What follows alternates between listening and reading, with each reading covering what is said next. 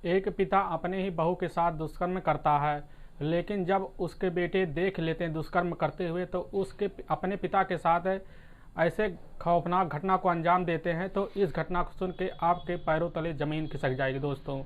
दोस्तों इस घटना की पूरी सच्चाई जानने के लिए आप हमारे वीडियो को लास्ट तक जरूर देखिए।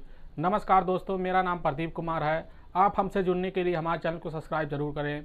दोस्तों आज की यह जो घटना है, यह घटना है राजस्थान के जो कि ज़िला बसवाड़ा के ही कुशलगढ़ थाना क्षेत्र के, और वहाँ पर जो कि बरला बसूनी के गांव में जो कि पास पड़ता, उसी गांव में जो कि एक व्यक्ति रहता था जिसका नाम बहादुर था। और वह बहादुर के जो कि दो बेटे थे। एक बड़ा बेटा का नाम राजेश था और एक छोटे बेटे का नाम जो कि रायचंद था, जो कि वह अपने परिवार में जो कि अच्छे से रहा करते थे। फिर एक दिन जो कि 22 अप्रैल 2019 को वहाँ के लोग जब सुबह सुबह निकल रहे होते हैं जो कि लगभग 7 बजे, तो वह आवाज़ अंदर से आती है चिल्लाने की। तो वहाँ के लोग पूछते हैं कि आखिर यह आवाज़ कैसे आ रही, तो वह कहते हैं नहीं, यह ऐसे ही आवाज़ आ रही है। तो वहाँ के लोग चले जाते हैं। फिर क्या होता है दोस्तों, इस घटना में आखिर यह होता है कि जो कि उसी रात जो कि लगभग कुछ देर पहले की बात है, जब उसका जो कि एक बड़ा बेटा था जो कि राजेश, वह घर से बाहर निकलने लगता है। और वह निकल के जो कि वह अपने पास के दूसरे पुराने घर पे जाता है, और जो कि उसका पुराना घर थोड़ी दूर पे पड़ता है, तो वहाँ पर वह जाने लगता है। और उसका जो छोटा बेटा होता है जो कि वह रायचंद्र, वह छत के ऊपर वह जो कि आराम कर रहा था। और वह नीचे जब वह आवाज़ सुनता है तो वह भागता हुआ, जो कि चिल्लाने की आवाज़ सुनता है घर में, तो वह भागता हुआ नीचे आता है जीने पर से।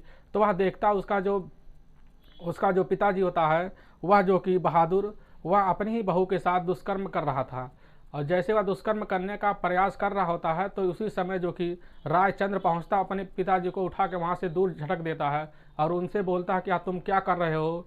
और वह उसी समय गुस्सा हो जाते हैं बहादुर, और होने के बाद तुरंत ही वहाँ से जो कि पीछे मुड़ के उसको जो कि बहादुर रायचंद को वहाँ से पीछे धक्का देते हैं। फिर बहू को जो कि पकड़ने की कोशिश करते हैं। तो उसी समय जो कि वहाँ पर रायचंद्र जो कि तुरंत तलवार निकाल लेता है, अपने पिताजी को मारने के लिए जाता है। तभी वहाँ से जो कि बहादुर वहाँ से फरार हो जाता है। वह फरार हो के अपने जो कि वह छोटे भाई, वह जो उसका छोटा भाई था उसके पास जाता, जिसका नाम कचरा था। वह थोड़ी दूर पे रहता था, जो कि उसी इलाके में, उसी गाँव में रहता था। और वह जो कि पारला वसूली में वह जब गया, तो वह जो कि उसका जब छोटा जो कि बड़ा भाई राजेश वह घर पे आता है कुछ देर बाद। और यह जब घटना उसको लोग बताते हैं, उसके जो कि छोटा भाई रायचंद्र, और उसकी बीवी बताती है रो रो कर एक कमरे में ले जाकर, और यह बताने ही लगती है। तब तक उसका जो कि दोनों भाई का उसी समय अंदर से खून खोलने लगता है, और वह दोनों अपने अंदर काबू नहीं रख पाते।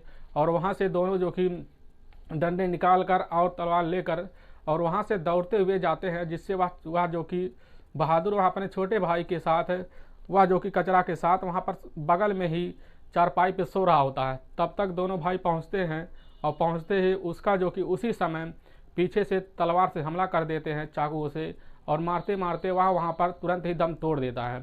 फिर उसके लाश को वहाँ से जो कि तुरंत बोरियों में भर के, दोस्तों यह घटना यहाँ पर शांत नहीं होता है। और फिर उसके लाश को वहाँ पर जब बोरियों में भर लेते हैं, तो वह ले जाकर जो कि भरतपुर रास्ते में ही जो कि एक पत्थरों का ढेर बहुत सा लगा होता है, उसी रास्ते में वह फेंक देते हैं। और वह जो कि वहाँ से तुरंत ही वापस आ जाते हैं। लेकिन जब लगभग 2 दिन बीतने के बाद जो कि 26 अप्रैल को जब वहाँ पर लोग सुबह सुबह आते हैं, तो वहाँ पर एक आदमी को लाश मिलता है। तो पुलिस उस लाश को अपने कब्जे में ले लेती है। लेने के बाद वह लाश के लिए जब पोस्टमार्टम भेजा जाता है, तो उसको पहचान किया जाता है। तो वह पहचान जल्द ही कर लिया जाता है, क्योंकि वह जो कि थाना था, उसी थाना में ही, कुशलगढ़ थाना क्षेत्र में ही वह जो कि लाश तुरंत मिल जाता है, जिससे वहाँ की पुलिस यह पता लगा देती है यह किस व्यक्ति का है। जिससे यह पता लगता है यह बहादुर का है, जो कि वह यहीं पास का रहने वाला ही पारला वसूली का रहने वाला व्यक्ति है, जिसके इसके 2 बेटे हैं। फिर उनसे जब इसी गाँव में पहुँचती है पुलिस शिनाख्त करने के लिए, तो उनसे पूछा जाता है दोनों भाई से, तो वह नहीं बताते। वह बताते हैं कि हमारा पिताजी जो कि आज से जो कि 3 दिन पहले 22 अप्रैल को जो कि वह सुबह सुबह घर से बिना बताए निकल गए थे, और ना ही शाम को आए, तो हम लोग इस चीज़ का वेट कर रहे थे। तो वह इस चीज़ की तो पुलिस जांच भी नहीं कर पाती आखिर पूरा मामला क्या है। तो पुलिस बताती है तुम्हारे पिताजी की लाश वहाँ पर मिली है, जिससे वह लोग उसी समय सोने पड़ जाते हैं और रोने लगते हैं। तो पुलिस जब जांच करना शुरू कर देती है तो वहाँ के एक व्यक्ति जो कि गांव के पास ही खड़ा होता है, जो व्यक्ति सुबह सुबह यह सुनता है कि उसी सुबह को जब 22 अप्रैल को एक रोने की आवाज़ आ रही थी, तो वह बात पुलिस को बता देता है, जिससे पुलिस को उन दोनों भाइयों पे बहुत शक हो जाता है, जिससे पुलिस उन दोनों भाइयों को जल्द ही गिरफ्तार कर लेती है और उनसे जब कड़ाई से पूछताछ करना शुरू कर देती हैं तो वह ज़्यादा देर टिक नहीं पाते हैं। फिर वह जो कि सारी सच्चाई वह कबूल देते हैं, जिससे यह घटना हुआ है।